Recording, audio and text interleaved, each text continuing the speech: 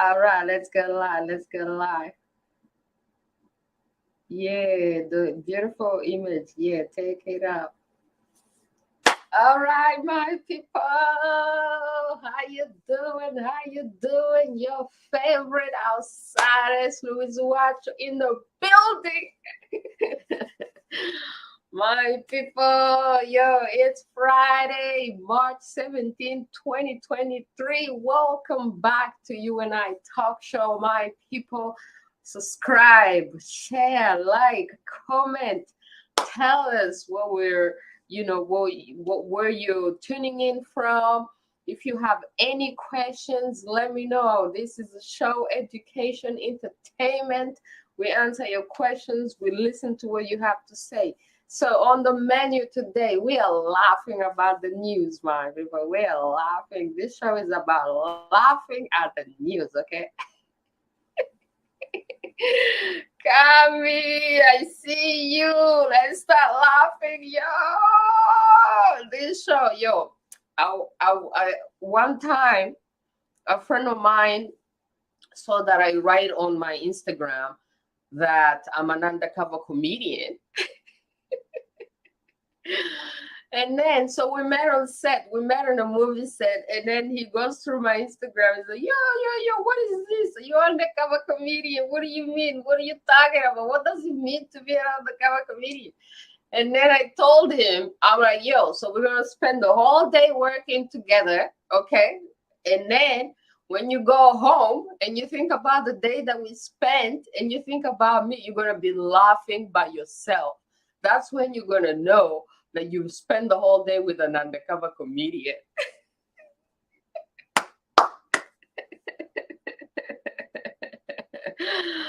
Good job. At least we have a channel where to challenge the Kagame lies. Oh, we are so challenging. And actually, let's get into it right away, my people, right away. Okay, so what's happening this week in Rwanda, in Africa? This show specializes on talking about international African issues, Rwanda, Congo. This is my specialty. This is where I'm from, my people. So we talk about it. We're going to talk about it. Now, what is happening this week in Rwanda, my people? I would like to bring to your attention that is a scam. It's a scam happening in Rwanda right now. And what is the scam? The scam is the FIFA scam. FIFA, there's a documentary right now on Netflix called FIFA Uncovered, and it talks about corruption at FIFA. So FIFA just had a meeting in Rwanda alongside the head of FIFA, alongside with the Kagamistan criminal dictatorship. The dictatorship is trying to wash its image, pretend like they're sports people, love sports people, have a stadium that was already existing, but they repainted the stadium and renamed it Pele. So the corrupted FIFA comes to meet in Rwanda for this guy to get re-elected, and they're distracting the people, my people. Let me tell you how they're distracting the people. So this is, oh, okay, no, not that one, not that one. We're going to talk about that one later on. This is the FIFA president alongside the Kagame, who is a criminal dictator known. He's at war in Congo, and yet FIFA doesn't care about none of that. They'll come and collaborate with the criminal dictatorship and pretend like they're football players. This is the criminal dictator pretending like he's a football player, my people. Look at this. Does this look like a football player?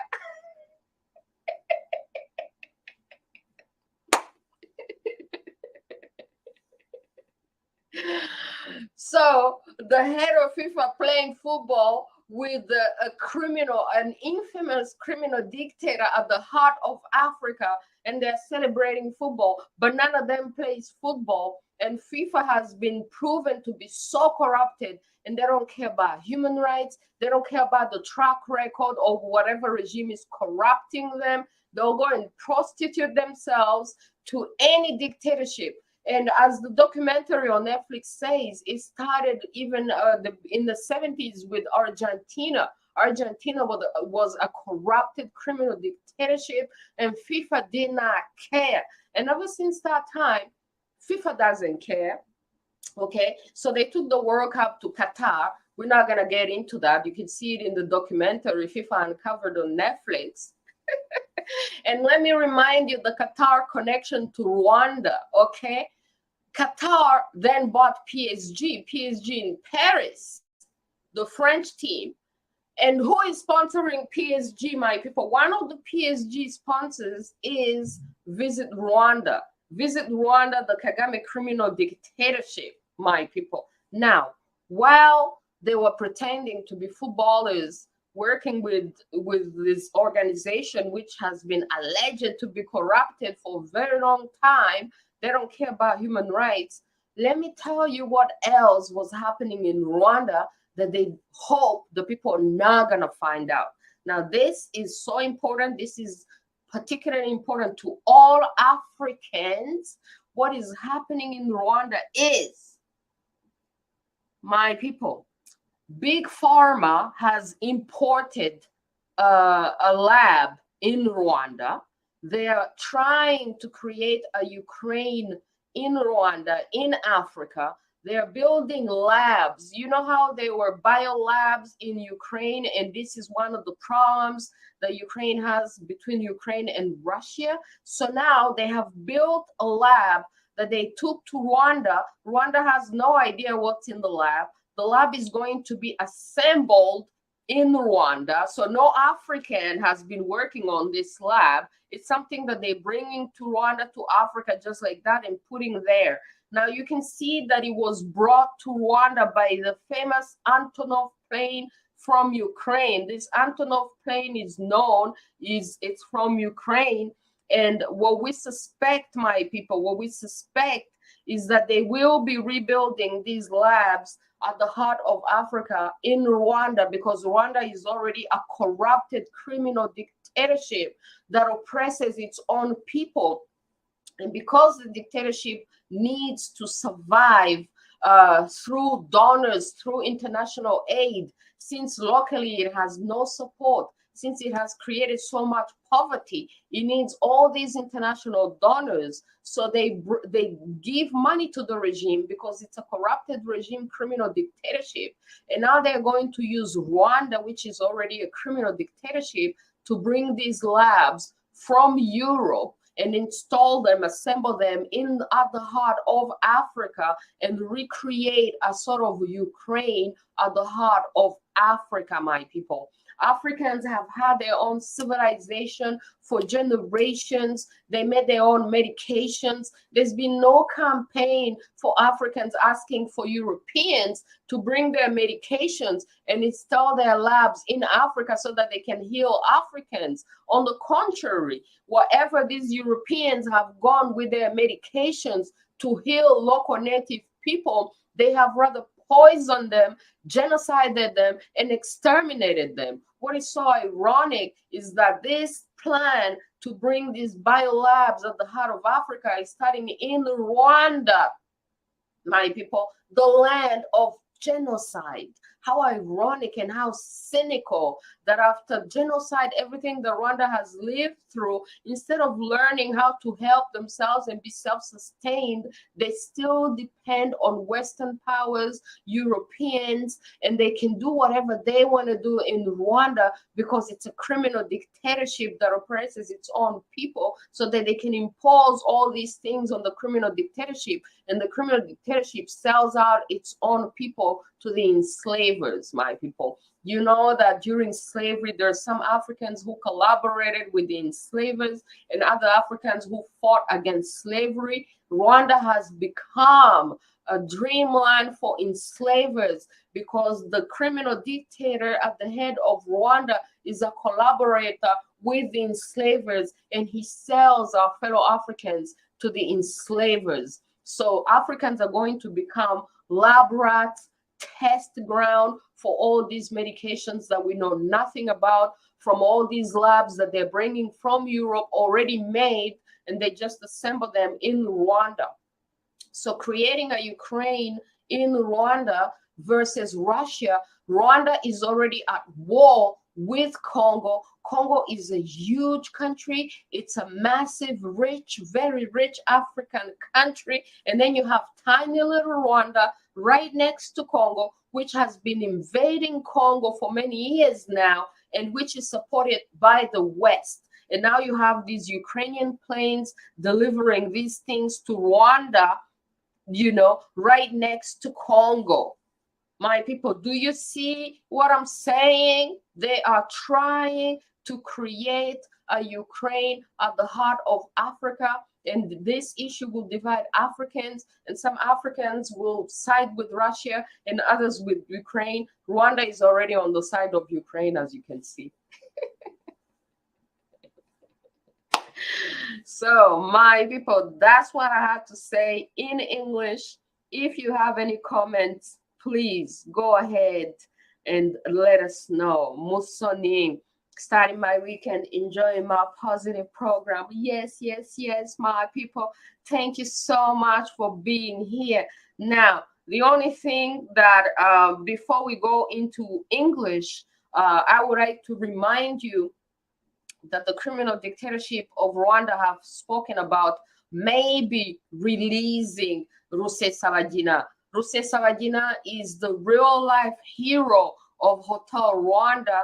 This is the man, the real life hero of Hotel Rwanda, my people. If you heard about the movie, the man that movie is based about, loosely based about, is the real life hero of that movie, has been kidnapped by the dictatorship of Rwanda and illegally imprisoned in Rwanda. And they're talking about that they may be releasing him soon, so we hope that they're going to do the right thing and release him, but they've already illegally kidnapped him and imprisoned him. But there is hope that he's going to be released. But either way, Rwanda continues to be a criminal dictatorship that respects no human rights, that oppresses its own people, and that is being subsidized by foreign aid. So actually, Canada, Canadians, Americans, Europeans, they take your money to help a criminal dictatorship at the heart of Africa, which is oppressing its own people. The best thing that the Canadians, Americans, and Europeans can do is cut aid, my people, cut aid to these criminal dictatorships in Africa. Cut aid. Don't misuse your people's money to help criminal dictatorships in Africa. Thank you, my people. Let's move into French, and we'll talk about something that continues to affect us. We'll talk about Congo and Rwanda in French, my people. Thank you so much. All appreciated. All appreciated, my people. Yo, I'm wearing shorts today, okay? How you like my shorts? I'm wearing shorts today, but I'm not pretending to play football or be a footballer. We'll see about the legs later on. We'll see about the legs later on. The whole world been talking about criminal dictator of Rwanda wearing shorts and playing football. He got my kind of legs. This is exactly the kind of legs that I have, man. But I thought I was the only one who had these legs. I didn't know that even men has this kind of legs.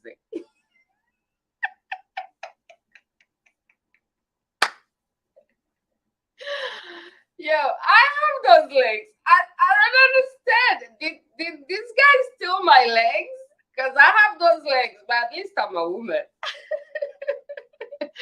I blame the people who advised him to wear those shorts, man. Those shorts should be illegalized. So anyways, we're going to move into French, and we're going to continue to talk about whatever we're going to talk about. And I can start answering some of your questions. Thank you so much, my people.